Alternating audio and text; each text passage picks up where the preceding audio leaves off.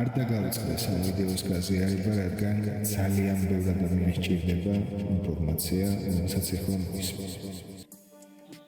თეთრი წყარო, სოფელი წყლულეთი, ყოფილი სოფელი ორბეთის ტერიტორია. აქ ნაკვეთები მიიღო ორი სხვადასხვა ორგანიზაციის თანამშრომლებმა, ერთი იყო გაზეთი ზარია ვოსტოკა და მეორე უმაღლესი სასამართლო.